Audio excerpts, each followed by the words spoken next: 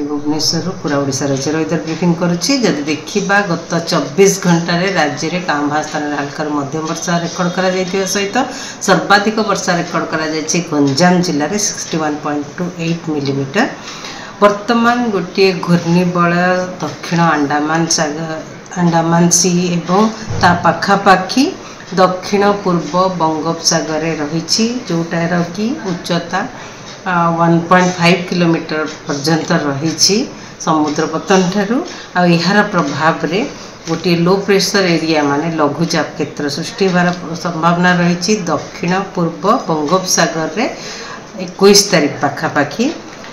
यार परवर्ती 48 घंटा मध्य पश्चिम उत्तर पश्चिम दिग को गति करने सहित अधिक घनीभूत हो एक अवपात परिणत होवार संभावना रही आमर दक्षिण बंगोपसागर केन्द्रीय भाग में पाखापाखि पश्चिम केन्द्रीय बंगोपसागर पाखे रहीबार संभावना रही। यार प्रभाव ओडिशा राज्य उपरे विशेष नहीं, डायरेक्ट प्रभाव नहीं, से ओडिशा उपरे गाँ भाँ जगार वर्षा होबार संभावना रही बिजुली घड़घड़ी सहित।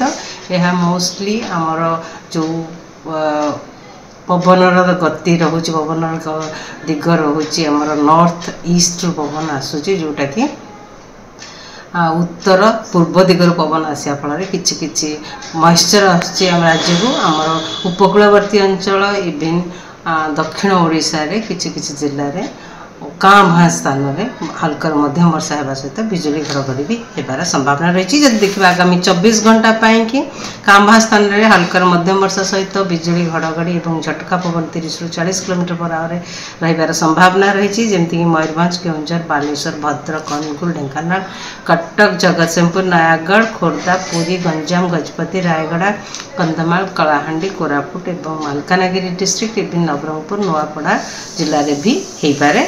काली जदि देखा काली पागर स्थिति सामान गाँ भाँ स्थान में वर्षा सहित बिजुली घड़घड़ी होबार भी संभावना रही। इवन 21 तारीख भी स्थिति सामान रही। 20 तारीख का उत्तर ओडिशार पाग मुख्यतः सुखिला किंतु दक्षिण ओडिशा रे गाँ भाँ स्थान में हल्का मध्यम वर्षा होबार सहित हल्का मध्यम वर्षा होबार संभावना रही। 21 तारीख में स्थिति सामान दक्षिण ओडिशा रे हल्का मध्यम वर्षा रहीबार संभावना रही। उत्तर ओडिशा रे पाग सुखिला रहीबार संभावना रही 21, 22, 23 तारीख।